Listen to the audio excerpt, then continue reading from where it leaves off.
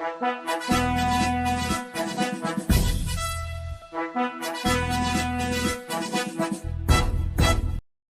TV ప్రేక్షకులకి స్వాగతం. ఈ రోజున మన రాష్ట్ర రాజకీయాలు, దేశ రాజకీయాలు చేస్తున్న అరాచకాలని ప్రజలు ఎందుకు తెలుసుకోలేకపోతున్నారు అనేదే ఇక్కడ ముఖ్య సమస్య. ఈ పథకాల పేరిట పన్నులు పెంచేసి, ఉన్న రేట్లను పెంచేసి, ఉచిత బియ్యం, ఉచిత కరెంటు, ఉచిత నీళ్లు, ఉచిత పెన్షన్లు, ఉచిత బేటీ బచావో, ఉచిత అది, ఉచిత ఇది, ఉచిత బియ్యం, ఇవన్నీ ఇంత జరుగుతుంది. ఉచితం ఉచితం ఉచితం ఉచితం ఉచితం ప్రజల్ని సోమరపోతులుగా తయారు చేస్తాను. మీరేమన్నా ప్రజలు అంటే బిచ్చగాళ్ళు అనుకున్నారా? ప్రజలు ఎందుకు తెలుసుకోలేకపోతున్నారు ఈ విషయాన్ని? ఆ రోజున రాజ్యాంగంలో రాసిన రాజకీయ నాయకులు కానీ, రాజ్యాంగ పెద్దలు కానీ దేశ అత్యున్నత స్థానంలో ఒక అత్యంత తక్కువ కులానికి చెందిన వ్యక్తి లేదా అర్హత లేని వ్యక్తిని తీసుకొచ్చి ముఖ్యమైన పదవుల్లో ఉంటే రిజర్వేషన్ ఎత్తేయచ్చు అని చెప్పారు. కానీ రిజర్వేషన్లో ఆ రోజున 10 సంవత్సరాలు మాత్రమే ఇచ్చారు. ఆ రోజుల్లో పరిస్థితి ఏంటంటే ధనికులు లేదంటే పేదవారు అన్నట్టుగా ఉండేది. ధనికులు కూడా కాదు, అగ్రవర్ణాలు, తక్కువ వర్ణాలు, దళితులు అన్నట్టుగా కుల గణాంకాలు చేసి, కులాల ద్వారా కులగణాంకాలు ఎలాగొచ్చినాయి చెప్పండి? కుల గణాంకాలు వారు చేశారు పనులను బట్టి. ఒక మేదరి బుట్టలు వెళ్తాడు కాబట్టి మేదరి, కుమ్మరి కుండలు వెళ్తాడు కాబట్టి గొల్లవాడు, గోవులను కాస్తారు కాబట్టి గొల్ల, ఇలాగా యాతవారు, గౌడాసు, ఇలాగా ఒక బ్రాహ్మిన్ పంతులుగా వారు ఇవన్నీ చేస్తారు కాబట్టి ఒక చౌదరి, ఇది ఒక ఏంటంటే వ్యవసాయం అవి చేయించి ఒక పెద్ద తరహాగా ఉంటాడని ఒక చౌదరి, ఒక రెడ్డి, అలాగా ఒక రాజు, ఇలాగ ఇవన్నీ వచ్చినాయి. అందుకే ఇవన్నీ కూడా దేనికి ఉపయోగపడం? దానికే పెద్దలు చెప్పారు, కులం కూడు పెట్టదు, మతం మానం కాపాడదని.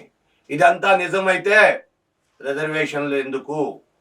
రిజర్వేషన్లు వ్యతిరేకించడం, ఓబీసీలు, బీసీలు ఇవన్నీ కాదు. ఇంకా రిజర్వేషన్లు పెంచాలని 52%కి వెళ్ళిపోయింది ఇవాళ రిజర్వేషన్. మమ్మల్ని రిజర్వేషన్లు తీసుకురా, మాకు స్వతంత్రం ఇవ్వు, మా జీవితాలను దారి చూపించు, మా ప్రభుత్వం మమ్మల్ని స్వతంత్రంగా బతికేటట్టు చెయ్యి అని ఎవరు అడగట్లా. మమ్మల్ని ఇంకా బిచ్చగాళ్ళ కింద చేయి, ఇంకా బిచ్చగాళ్ళ కింద చేయి, మాకు ఇంకా ఈ పథకం ఇవ్వు, మాకు ఉచితం ఇళ్ళు ఇవ్వు. ఆ రోజున చంద్రబాబు నాయుడు ఉచితం ఇళ్ళు అని చెప్పి ₹1,00,000 వసూలు చేశాడు. ఆ ఇళ్ళు మళ్ళా నేను ప్రభుత్వంలోకి వస్తాను, నేను మళ్ళా మీకు ఇళ్ళు ఇస్తానని చెప్పి ఆ ఇళ్ళు అలాగా వ్యభిచారుల కొంపల కింద, తాగుబోతులుగా అడ్డాలుగా మారిపోయినాయి ఆ ఇళ్ళు. ఈవేళ మళ్ళా నేడు ఇంకో ముఖ్యమంత్రి వచ్చి ఆయన 27,000 37,000 కట్టించుకొని ఈ 48 గజాలు ఇస్తానని చెప్పి 48 గజాలు ఇవ్వకుండా ఫ్లాట్లో రిజిస్ట్రేషన్ అంటూ ఈ అంటూ చెప్పి ప్రజలను రోడ్డు మీద తీసుకొచ్చి బిచ్చగాళ్ళలాగా ప్రతి కార్యాలయం చుట్టూ తిప్పుతున్నారు. ఇది అంతా మీ ప్రజలకు అవసరమా? ప్రజలారా, ఇప్పటికన్నా కళ్ళు తెరవండి. నీ హక్కుని నువ్వు పోరాడు, నీ ఓటు విలువను కాపాడుకో. సారా సీసాకి బిర్యానీ ప్యాకెట్కి ₹500 నోటుకి నీ ఓటు హక్కు అమ్ముకోబాకు. ఆ రోజునే నిజమైన స్వతంత్రం నీకు వచ్చిన రోజు. గాంధీ గారు చెప్పారు, స్త్రీ నడి రోడ్డు మీద అర్ధరాత్రి తిరిగిన రోజునే భారతదేశం నిజమైన స్వతంత్రం వచ్చిందని. కానీ ఈవేళ స్త్రీ తిరుగుతుంది, కానీ పురుషుడు తిరగలేకపోతున్నాడు. అర్ధరాత్రి కాదు, పట్టపగలు తిరగలేకపోతున్నాడు. అలాంటి రోజులు వచ్చేసినాయి. ఎందుకు తిరగలేకపోతున్నాడు? తన యొక్క వ్యసనాలకు, తాను వ్యసనాలకు అలవాటు పడిపోయి, మందు తాగడం అలవాటు పడిపోయి, మందుకు బానిస అయిపోయి ఆరోగ్యం పాడు చేసుకొని, ఆరోగ్యం వల్ల ఆయన నిలబడలేకపోతున్నాడు. రోడ్ల మీద ఎక్కడ చూసినా తక్కువ కష్టపడి రోడ్ల పక్కన, మురిక్కాల పక్కన పడిపోతున్నారు పురుషుడు. ఇది ఎక్కడ న్యాయం అయ్యా?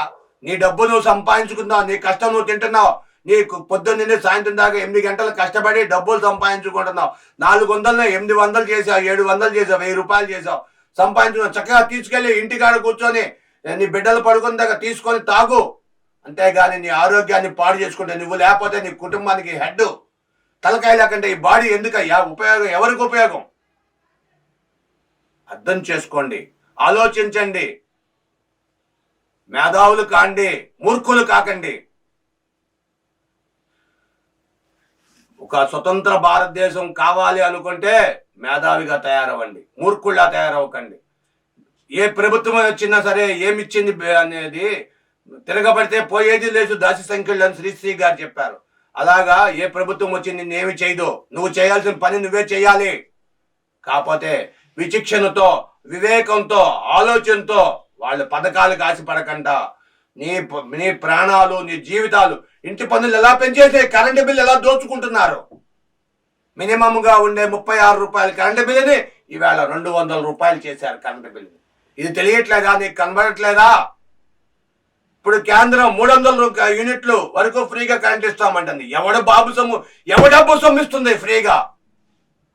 నీ సొమ్ము నీ జోబులను తీసి, ఈ జోబులని కుడి చేత్తో తీసి ఎడం చేత్తో తిప్పి నీ ముక్కు తిండి వెనక నేను తీసుకొచ్చి మళ్ళా నీకు ఇస్తుంది పథకం. ఆ రోజున సరదాగానో అవసరం పూరితంతోనో క్షమించాలి, రాజశేఖర రెడ్డి పేదలు బాధపడుతున్నారు, ఆ రోజున పరిస్థితులు వేరు అని 200 రూపాయలు పెన్షన్ పెట్టారు. దాన్ని కొంతమంది తీసుకొని ఆసరాగా తీసుకొని కొంతమంది దాన్ని 1000 రూపాయలు చేశారు. మరి కొంతమంది వచ్చి 3000 చేశారు. ఇప్పుడు 3000 4000 చేస్తామంటున్నారు. మాకు వద్దు ఈ పెన్షన్లు, మాకు వద్దు ఈ పథకాలు అని మీరు ఏ రోజైతే నిలబడతారో ఆ రోజే మీరు వాళ్ళు ఇచ్చే గవర్నమెంట్ ఇచ్చే 2 రూపాయలు. ఆ రోజు ఎన్టీ రామారావు రూపాయి బియ్యం ఇచ్చాడు, 2 రూపాయలే బియ్యం కిలో ఇచ్చాడు. కానీ ఆ రోజు తిన్నారు బియ్యాన్ని. ఈ రోజున అదే బియ్యాన్ని తినకంట అదే విక్రయిస్తున్నారు. 2 రూపాయలకు కొని 10 రూపాయలకు అమ్ముతున్నారు. వాళ్ళు మీరు ఇచ్చే గవర్నమెంట్ సప్లై చేసే వ్యాన్ల పక్కనే నుంచొని బియ్యం కొనేవాళ్ళు పక్కన నుంచొని ఉంటున్నారు. మీరు ఇలా ఎత్తుకోవడం, అలా తీసుకెళ్లి వాళ్ళకి అమ్మడం. దీన్ని మొట్టమొదటి రోజుల్లో బియ్యం పిండి కింద వాడేవారు. ఇవాళ అయ్యే బియ్యాన్ని తీసుకెళ్లి వీళ్ళు పాలిష్ చేసి మిషన్లలో, రైస్ మిల్లల్లో అవే బియ్యం ఇప్పుడు ఇవాళ 60 రూపాయలు అమ్ముతున్నారు బియ్యాన్ని. ప్రభుత్వాలు నీళ్లు ఇవ్వకుండా, రైతును పండినివ్వకుండా చేస్తున్నాయి. కేంద్రం తీసుకొచ్చి 25 రూపాయలకు మొన్నటిదాకా బియ్యం ఇస్తానని చెప్పి ఇవాళ 29 రూపాయలు అంటుంది. 5 కిలోలు 10 కిలోలు బియ్యాన్ని విక్రయిస్తా అంటుంది. ఇవాళ ఫిబ్రవరి 5వ తారీఖున ఇవాళ ప్రవేశపెడుతున్నారు బియ్యం మార్కెట్లోకి. నీ కన్నీళ్లు నువ్వు తాగుతూ నువ్వు ఎందుకయ్యా నీ జీవితాన్ని ఎందుకు పాడు చేసుకుంటావు? స్వతంత్రాన్ని వాడుకో, నీ జీవితాన్ని దారి మార్గం చూపించుకో. నువ్వేంటనేది మనిషిగా బతుకో. నువ్వేమయ్యా, నేను హిందూని, నేను క్రైస్తవుని, నేను ముస్లింని, లేదంటే నేను గొల్లలు, నేను నగరాలు, నేను బ్రాహ్మణులు, నేను చౌదరీలు, నేను యాదవులు. ఇది కాదయ్యా. ముందు నువ్వు మనిషినని చెప్పి నిరూపణ చేసుకో. నేను మనిషినే, నా పేరు జగదీషు, నా పేరు సుబ్బారావు, నా పేరు రామారావు, నా పేరు ఇంకోటి ఎక్స్, నా పేరు వయ్యి, నా పేరు జడ్ అనే మనిషిగా గుర్తించే స్థానాన్ని పొందు. ఆ రోజున నువ్వు నిజమైన మనిషి అవుతావు. మానవ హక్కుని ఉల్లంఘించుకొని నువ్వు మానవుడిగా కోల్పోతున్నావు. Thank you for watching our channel. దయచేసి మీ విలువైన అభిప్రాయాలని కామెంట్ రూపంలో తెలియచేయండి. Thank you for subscribing our channel. Like చేయండి. Thank you.